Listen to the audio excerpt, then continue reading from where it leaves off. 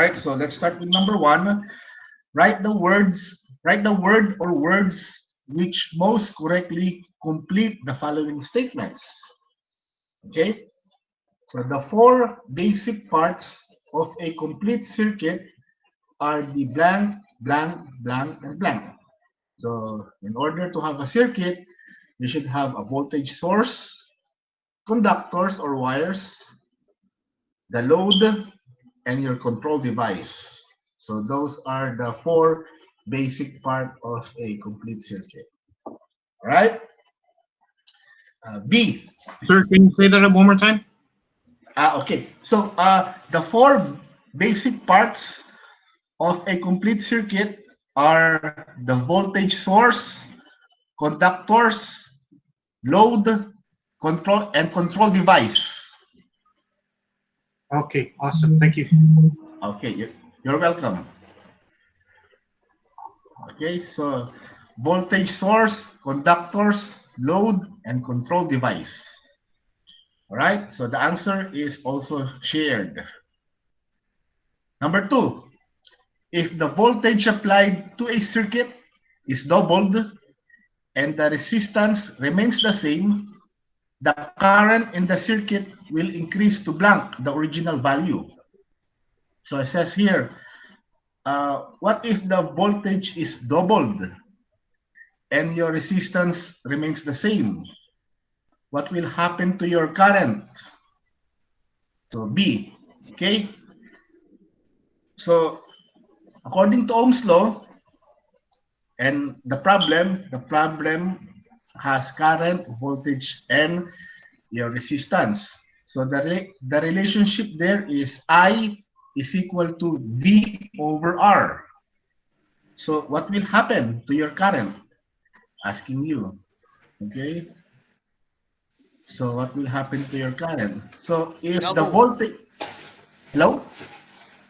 Yes. So if the voltage is doubled, see you have a direct relationship or what we call a direct correlation between your current and voltage. So whatever value happens to your voltage, it will also happen to your current. So if the voltage is doubled, your current will also double. Same thing, if your current doubles, your voltage will also double in value while your resistance stays the same. Right? So the answer there is twice. If the voltage applied to a circuit is doubled and the resistance remains the same, the current in the circuit will increase to twice the original value. Okay? Yeah. All right. So C, proceeding to letter C. If the current through a conductor is doubled and the resistance is constant, the power consumed by the conductor will increase to blank times the original amount. So here in letter C, I'm sorry? Nothing, sir. Okay. All right. So here in letter C, you have, you are given the following quantities, your current, your resistance, and your power. So it's asking what will happen to your power if your current is doubled and your resistance is constant. Now you should look for your formula for the relationship. Okay, so in your chart, you know that P or power is equal to I squared R. Okay, so if your current is doubled, so you square 2 squared. That is 2 squared because you're doubling your current. So 2 squared, that is 4. So what will happen is your power will be 4 times as much. Okay, so if current through a conductor is doubled and the resistance is constant, the power consumed by the conductor will increase to 4 times the original amount because of this relationship. P is equal to I squared R. where R remains the same or remains constant. Clear? Clear. Yes, sir. All right. Okay. So we now go to number 2. Number 2, the resistor limits the current in the circuit to 5 amperes when connected to a 10-volt battery. Find its resistance. So in your diagram, you have a voltage source of 10 volts, and the current flowing through the circuit is 5 amperes. It's asking you to look for or to solve for your resistance. All right? So using the chart, we know that R resistance is equal to voltage over I. So by direct substitution, 10 volts divided by 5 amperes, R is equal to 2 ohms. So the resistance of the circuit is 2 ohms. The answer is 2 ohms. Okay? Roger. Okay. All right. So we now go to problem number 3. A doorbell circuit has a resistance of 8 ohms and requires a 1.5 ampere current to operate. Find the voltage required to ring the bell. So you're given a circuit, a doorbell. The resistance, the load resistance of the doorbell is 8 ohms. The current flowing through the circuit to the doorbell is 1.5 ampere. You are tasked to find the voltage. What is the voltage source? What is the value of the voltage source? So that's number 3. So using your Ohm's law, using your chart, we know that V voltage is equal to IR, current times resistance. So by direct substitution, 1.5 amperes times 8 ohms, your voltage is 12 volts. So the voltage, the value of your voltage source is 12 volts. Right? Right.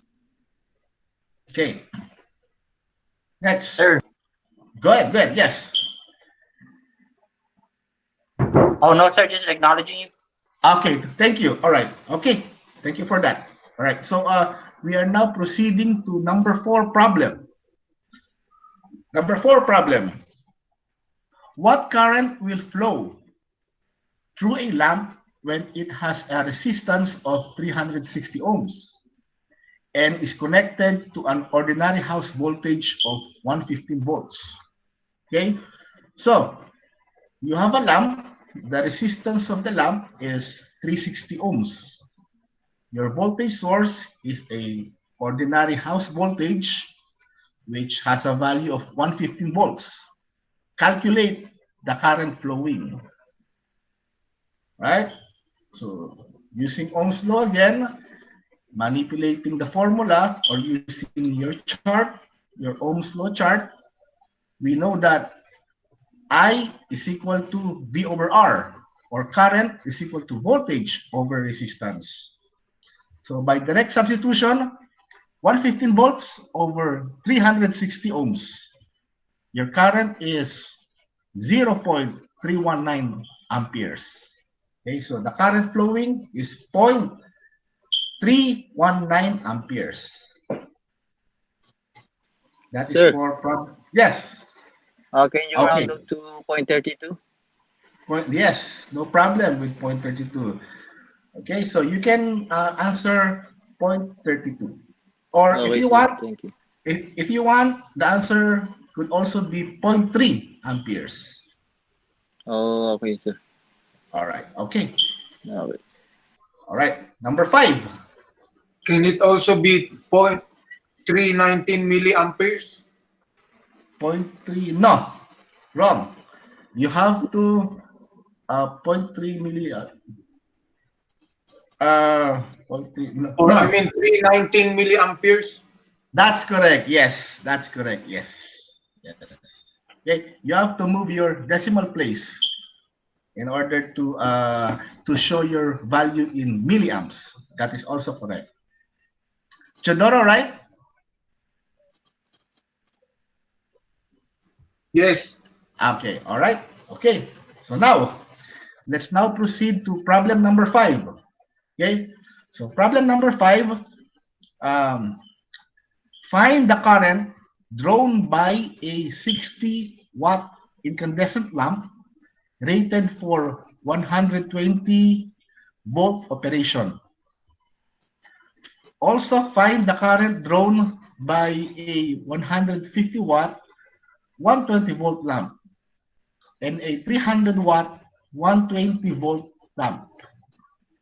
As the wattage increases, what happens to the current? Okay, so you're given 1, 2, 3. You're given 3 lamps here. All right, connected to a all connected to the same source, which is 120 volts. Okay, so that's number 5. So we know that I, or current, is equal to power over voltage, right? I is equal to P over V.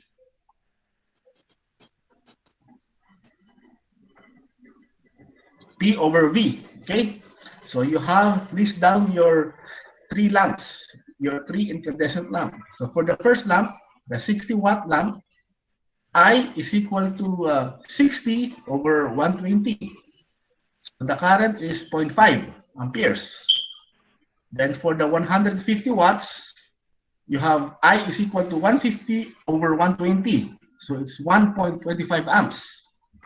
And the last incandescent lamp is 300 watts. So 300 over 120. So you have 2.5 amperes. Okay? So the relationship there is as you increase your power, your current also increases. See, it is directly proportional because of the formula I is equal to P over V.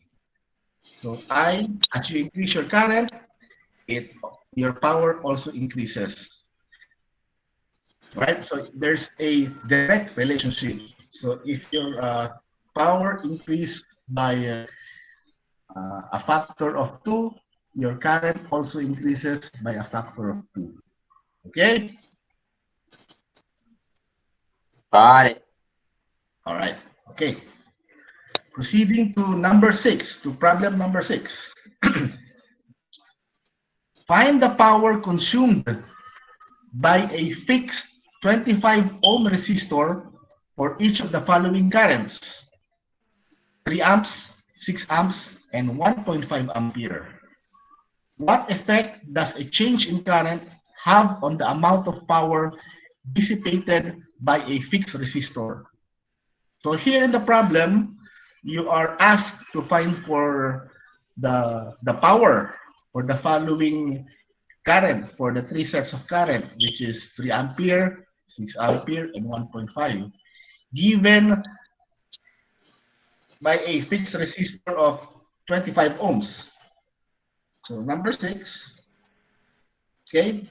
So look for the relationship between power, current, and resistor. So in your chart, you have P is equal to I squared R, right? So for the 3 ampere, your power is P is equal to 3 squared, or 3 times 3 times 25 is equal to 225 watts. For your 6 ampere, your power is 6 squared, or you can do 6 times 6 if you want, times 25 is equal to 900 watts. And last is for your current of 1.5 ampere, your power is 1.5 squared times 25 is 56.2 watts. So you can see that power will change according to the square of the current according to the square of the change in current. So, for example, from 3 ampere to 6 ampere, right? You have your current increased twice as much, 2 times. What will happen to your power? It will increase to according to the square of the change of current. So 2 squared. So it will be 4 times as much. So 225 times 4, that is 900. And looking at the formula, if you square your current, if you square the value of your current, you will get a value of 4. So it will increase 4 times, or it will increase to the square of the change in current, to the square value. All right? Is that clear? Yes, sir. Okay, good. All right, so number 7, proceeding to number 7. The efficiency of a motor is calculated by dividing its output by its input. The output is measured in horsepower, while the input is measured in watts or kilowatts. Before the efficiency can be calculated, the output and the input must be expressed in the same units of measurement. Find the efficiency of a motor which receives 4 kilowatt and delivers 4 horsepower.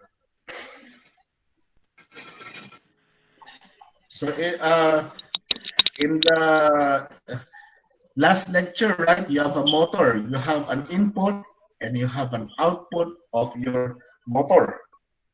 So the input is the power drawn by the motor, which is in kilowatt.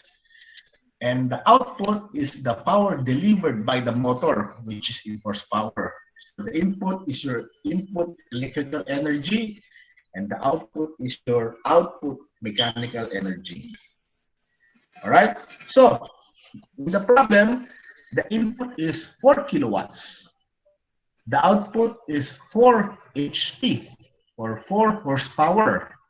So in order to compute or to calculate for your percent efficiency, it has to be, the units should be the same. So in this case, it should be in terms of kilowatt. So convert your output of 4 HP to kilowatt.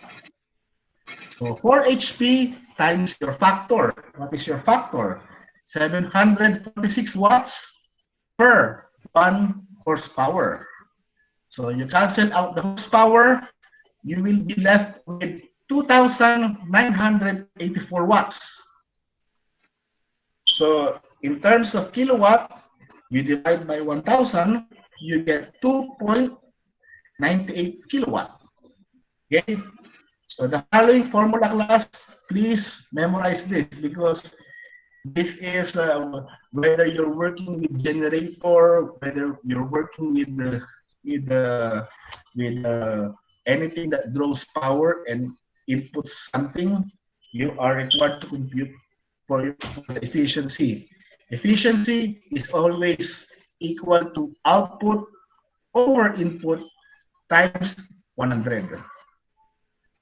But remember, the units of your output and your input should be the same in order to compute for your efficiency. So the symbol for efficiency is a small letter M, which looks like this, right? So what is your output? 2.98 kilowatts. What is your input? 4 kilowatt. So you cancel out the kilowatt part, then divide 2.98 by 4 times 100, you will get an efficiency of 74.6%.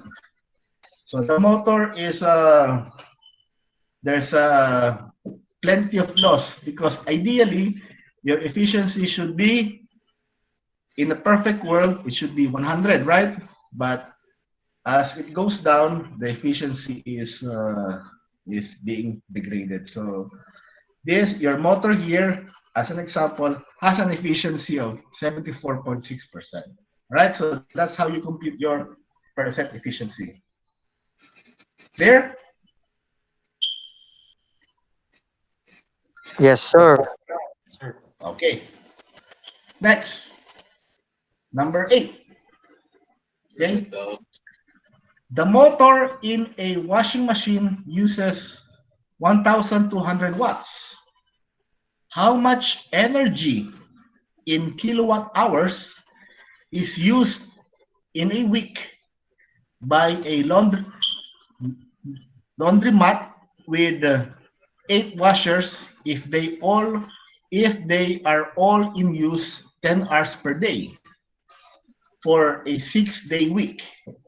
Okay, so you have to list all your given here. So for number 8, so for one motor, you have it is rated 1,200 watts, right? So in terms of kilowatt, it is 1.2 kilowatt.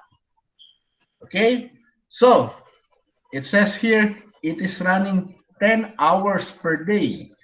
So you multiply that by the time, 10 hours per day. But in 1 week, how many days? It says it's running only 6 days. So you multiply by 6 days in order to cancel out the days. So what you get is 1.2 kilowatt times 10 hours.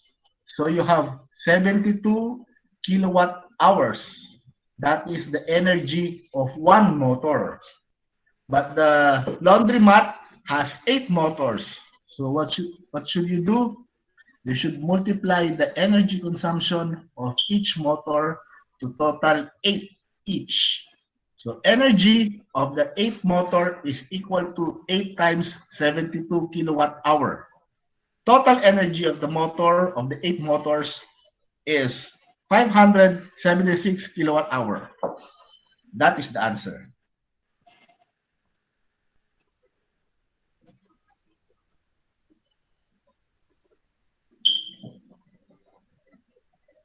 Okay. Yes, sir. All right. Yes, sir. Yes, sir. All right. So now number 10. I'm sorry. Number 9. Okay. A radio receiver draws 0.9 amperes at 110 volts. If the set is used 3 hours per day, how much energy does it consume in 7 days? So here it's a matter of the dimensional multiplication. So number 9. You know that power is equal to V times I, right? Because of your chart and because of the relationship of power with current and voltage. So by direct substitution, you get 100 volts times 0.9 amperes, which is equal to 99 watts. Okay. Sir, is it 100 volts or 110? Hold on. Yes, you're correct. So 110. Multiply this by 110. Okay. Thank you for your correction. So 110. Hold on. 110. Multiply that by 0.9. You will get 99. 99 watts. Correct. Okay. So please make correction. This is not 100 volts. This is 110. Okay. So Okay, sir. in terms of kilowatt, convert your watts into kilowatts. Divide 99 by 1000. So you will get 0.099 kilowatts. That is your total power. All right. But we don't want power. What we want is energy. Energy is your kilowatt hour. So you should have a time factor. All right. So multiply your power, which is 0.099 kilowatt, times the usage, which is 3 hours per day. In how many days? By 7 days. So you cancel out your day factor, leaving you only with T is equal to H. which is hours, which is 3. So you will be left with energy is equal to 2.08 kilowatt hour. That is the answer. Got it, sir. Okay, perfect. Thank you. Okay, so these are actually real life examples. Okay, so the last problem is problem number 10 for today. So I'm going to read problem number 10. Electric utility companies establish their rates at a given number of cents per kilowatt hour. Okay, rates for electric energy in the United States depend upon the method by which electricity is generated, the type and complexity of transmission and distribution system, the maintenance costs, and many other factors. By knowing the amount of energy you use from the meter readings and the cost per kilowatt hour of energy in your area, you can calculate your own monthly electric bill. Okay? One residence used 820 kilowatt hour of electric energy in 1 month. If the utility rate is 60 cents per kilowatt hour, what is the owner's electric bill for the month? So it's asking you for the power bill for 1 month. Okay, what are the given here? So the given here is the electric energy consumption of one residence, of a sample residence in 1 month. So this consumption is 800 kilowatt hour. The rate of the utility is 6 cents per kilowatt hour. So what is the bill? What is the electric bill? So total cost is equal to kWh, or energy consumption, times the unit cost, which is coming up from the utility. So in this case, it is 6 cents per kilowatt hour. So you're given your energy, so multiply that by the cost, you will get 820 times 6 cents. All right, so that's 4,920 cents, or in dollars, it's $49.20. So that's the total cost of the consumption of that particular residence.